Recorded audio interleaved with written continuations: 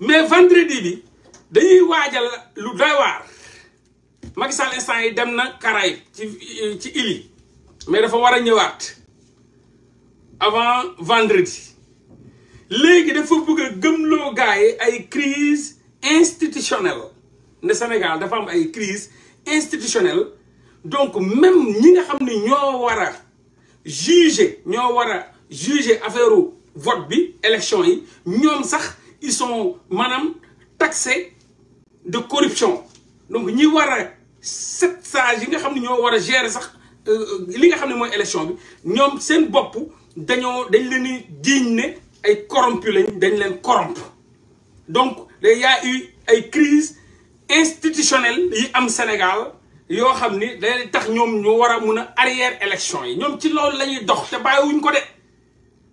ko de ci dox ci dindi fi élection yi reculer ko minimum 6 mois xool ni ñu koy doxalee teggi Amadou Ba dañoo bëgg a motion de censure lañ bëgg a def pour daane li nga xam ni moom mooy ministre yi gouvernement Sénégal bi lañ bëgg a dóor motion de censure daane ko daane Amadou Ba waddal leen ñoom ñëpp def crise institutionnelle pour mun a xool nu ñu reculer élection yi donc ci loolu lañ nekk ak ki nga xam ni moom mooy Mamadou Diagne Fada moo ko coiffé nag Mamadou Diagne Fada démb waa PDS yëpp këram la ñu fanaan fa la ñu nekk ba fajar fa la ñuy jógee dem assemblée nationale ñoom ñëpp dem seen kër yi sol seen yére daw Mamadou Diagne Fada moom lañ moo coiffé lii am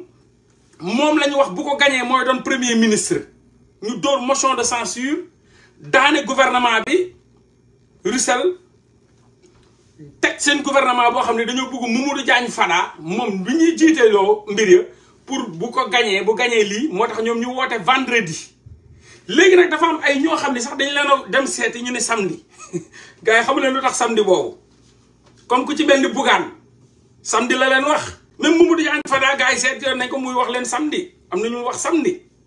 lu tax samedi parce que vendredi boobu noonu mooy jour décisif bu ñuy xaar pour xam résultat yi lan la nar a doon pour ñoom ñu mën a décider le samedi moo tax ñu yóbbu gars yi ba samedi yu mel ni Bougane loolu tax mi ngi ci biir à 200% Bougane Gueye Dany mi ngi ci biir maa ngi koy interpellé mi ngi ci biir à 200% moo tax mu comme seen calcul yooyu mu yóbbu ko ba samedi en attendant vendredi jour décisif pour ñu bëgg a xool nu ñu jéemee delloo élection yi vendredi mooy dernier jour boo xam ni ci la ñu bëgg a xool ba xam dañuy delloo élection yi Macky Sall bëgg a génn def discours am crise institutionnelle ay juges yu ñu porté plainte dëkk bi jaxasoo na fii la xar mi jaar fii la nangam nañ ko arrière. donc ma nga ci wàccaay boobu Mamadou Diagne Fada nag moo ko coiffé moom lañ gëmloo ni li muy pexe nii moom ak waa PDS ak waa APR en coalition buñ ko réussir moom mooy doon premier ministre Mamadou Diagne Fada ngeen jàpp loolu. Bougane it il est ni oui ni non voilà il est ni oui ni non man wax naa sax ne leen ban poids électoral la Bougane am ba ngeen koy seeti Bougane yoru ñaari nit itam du ñuy mala il faut gars yi respecter nit yi ànd ak nit ne veut pas dire que xaram laa ba fu mu dem rek yóbbaale ma loolu yooyu dafa jeex nit yi dañuy yeewu Bougane amul benn poids électoral bañ koy seeti sax naan dañuy négocier ak moom ak waxtaan ak moom moo tax mu dóor leen tëgg wëndeel leen xaar leen ba samedi en attendant vendredi ma am lu leer ba xam Macky Sall day génn déclarer fii ay crise institutionnelle nanga arrière ak ma mun a xam fan laay dóor en attendant ma ngay créer li nga xam ne mooy ay crise institutionnelle sàcc ci élection ya def ay bourrage d'urne génn def hold-up électoral taxaw jaay leen doole ne yow yaa gagné 52% premier tour bu waxee ñu génne armée bi gars yi taxaw dóor tak rey 4 nit 5 nit après gars yi dellu ñu dóor couvre-feu 2 semaines loolu lépp France moo ko tegal moo tax mu yàkkamte moom fu nekk di Macky Sall na ko déedéet du demee noonu de kaay ndànk rek ndànk yow bugguma ko doon président moom fu nekk nii problème boobu la am ak waa ji parce que moom France ñoo ko gëmloo moom ne ko ñoom mun nañ def lu ñuy def pour mun a indi yëngu-yëngu ci réew mi jaay doole indi forcing génn armée bi def ay affaire te loolu sa waay moom buggul Macky Sall buggul sa waay doon président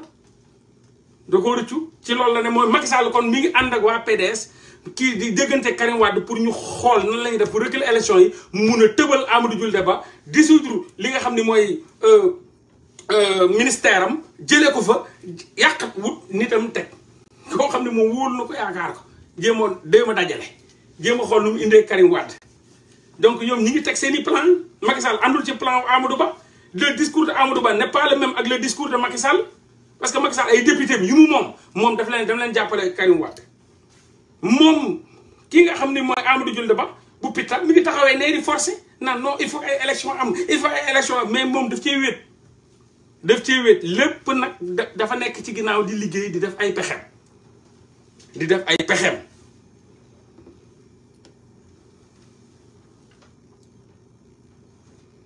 voilà loolu beneen débat la lan moo tax ñu dem seeti Bougane loolu beneen débat la nee naa leen du ma ci dugg bu dee man la rek du ma seeti Bougane damaa am sama état d'esprit am sama philosophie am sama vision teg ñeent seetiwuma kenn paayeeg ñoo ñëpp ñoo Mimi Touré ñoo xool jàpp ci Cheikh Tidiane Dièye am bopp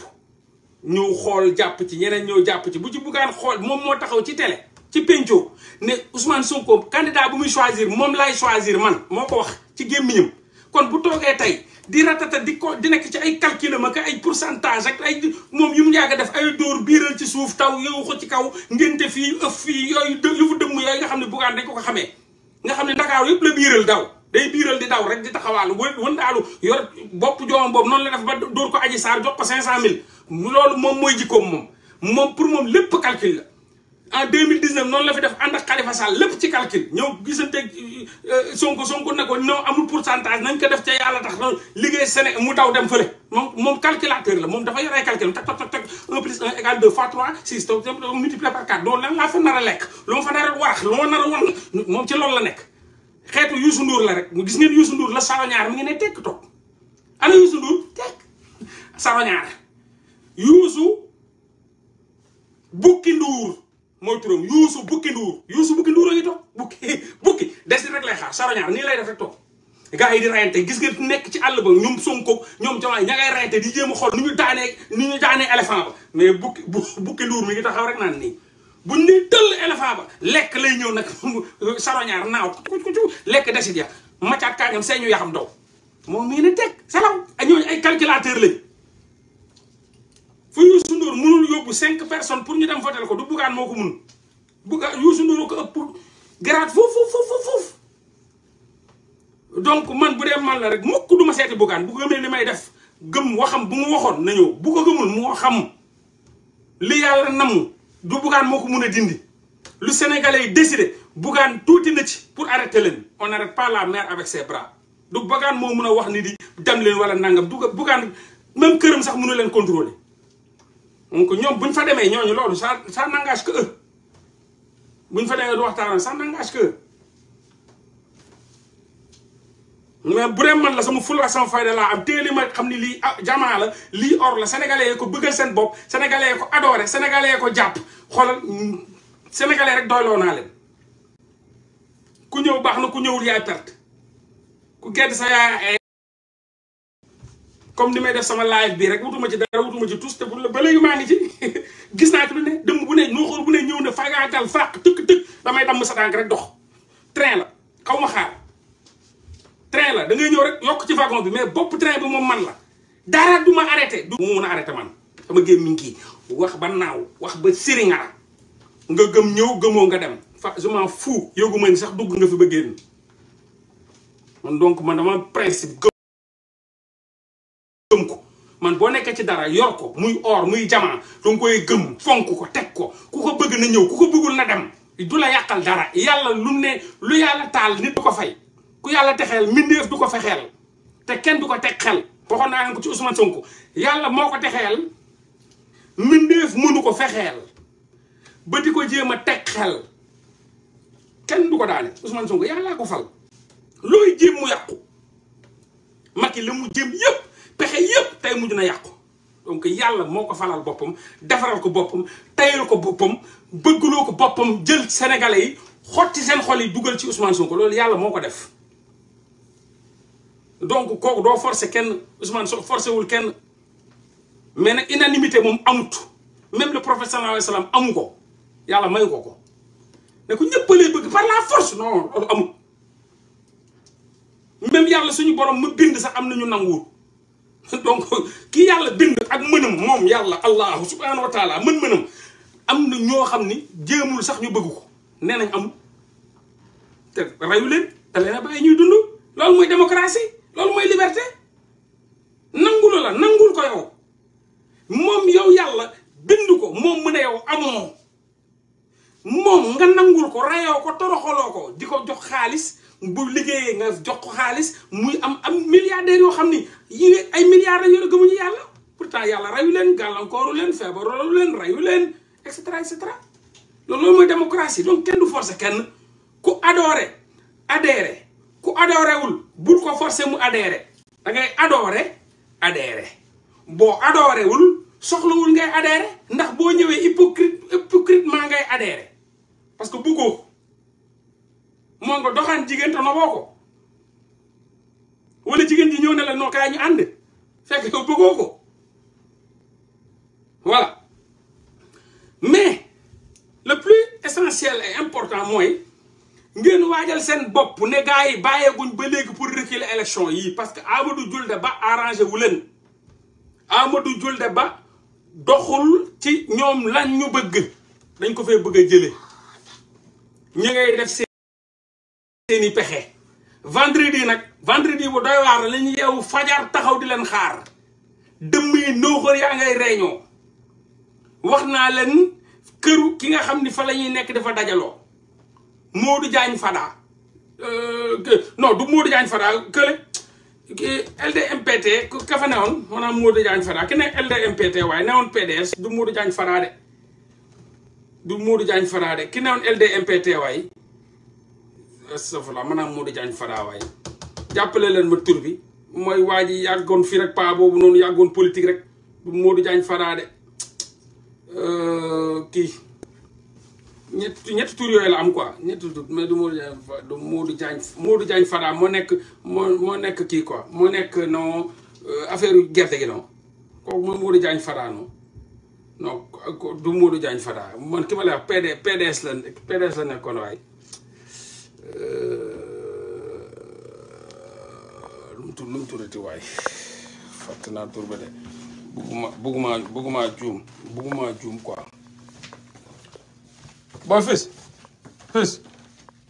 fils ki ma la waxoon sànq lu mu tudd waaw Modou Diagne Fada keneen gi waaw Decroix Mamadou Diop Decroix voilà merci donc Mamadou Diop Decroix voilà waaw waa AJ/PADS Mamadou Diop Decroix la kooku la Mamadou Diop Decroix voilà kon pour muy leer parce que bëgg ñu jaawale donc ci kooku la ñu dem këram fa la ñu réunion fa la ñu waxtaanee fa la ñu nekkoon fa la ñu donc ci pexe yooyu la ñu nekk ci pexe yooyu n'est-ce pas ci pexe yooyu lañ ne mooy waa PDS la rek waa PDS donc li ci ëpp solo rek moom mooy ngeen jàpp ni ñoom Mamadou Diop Decroix ngeen jàpp ni ña ngay fexe nu ñu reculer la élection yi mais gis nga lu leen Guy Marius Sagna wax ak keneen mooy benn wax moo fi am ay crise institutionnelle ak fii la xar mi jaar ak yooyu yëpp ay naxa sa xandang la ay kàcc la yéen sénégalais yi laay waxal lillahi wa rasuli nañu wane fulla nañu wane fayda nañu wane jom nañ taxaw jàmmaarloog Macky Sall ne duñ ko nangu tey duñ ko nangu suba la mu ànd ak Karim Wade ñuy jéem a xool nuñ fi créé ay crise institutionnelle ak di yóbbu lu mel ni ay juge yu mag yu conseil constitutionnel di leen yóbbu ak loolu yëpp dañuy jéem a fexe nan la ñuy def pour dindi fi gouvernement bi déclarer ay crise institutionnelle pour mun a arrière mbir ya lànk leen bañ leen taxaw leen lànk leen bañ leen taxaw leen nañ am fulla parce que ñii dañoo yore benn pilule boo xam ne saa yu ñuy bëggee rek ñëw rof ñu ko dem seen yoon saa yu ñuy bëggee ñëw rof dama ne élection day am te élection yi Diomaye Faye da koy gañe maa leen wax loolu bés bu ñu bàyyee nag ba waaji arrière élection yii ba ñu may ko temps ba mu toogaat ba jëlaat temps ba liggéey li muy liggéey ba ñëwaat boobu man moom pare naa ca moom boobu xoolal bu ko Sénégal nag boobu moom mun naa dindi ni dootuma fi ñëwaat loolu moom mun naa jàpp ne moom non ñëw bi moom cakas gin-gin bi moom du am moom boobu moom cakas gin-gin bi du am voilà boobu moom bu ma toogee fii ba ñu pexe seeni pexe ba reculer élection yi moom cakas gin-gin bi moom dina metti moom fan la fu ma jëm fan laa jaar kon fu mu nekk ni moom billet ouvert bi ma def mun naa koo tëj te maye ko billet ouvert bi ma def le 3 avril bi mun naa koo fermer ne jël leen ma may leen yàqu naa waa réew ma rey nañ ma sànq nañ ma lañ préparé woon yëpp lañ liggéeyoon yëpp waaje may nañ ko ma ngay reculer gaynde gaa ngay reculer jàpp nañ ko ba ñadd ba war a rendi gaynde ga ñu bàyyi ko mu ne may leen ma mu fudd ma ngay reculer monsieur ba naaru laay yàlla nañ ci yàlla musal ngir yàlla rek voilà billet ouvert laa jël le 3 avril jàppale leen ma rek quoi vraiment bugguma ko ñàkk quoi ngir ngeen dimbala ma ci lillaahi wa rasuuli rek maa leen koy ñaan tam lillaahi wa rasuuli nawle daa fort te seen nawle laa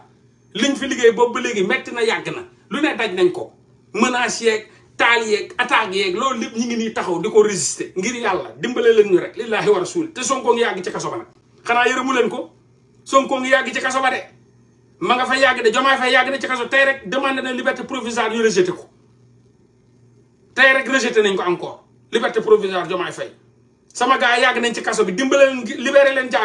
libéré leen jaam yi jot na libéré leen jaam yi te ngeen may ñen ne woon ña génnoon ñibbisi loolu nag ngir yàlla amul rejet amul dellu ginnaaw amul arrière am mbaa en arrière gaynde gi ñàdd nañ ko ba pare nañ ko rendi te ñun ñëpp ñu woote ngeen tegu ngand yàpp gaynde loolu lañ fas yéene lekk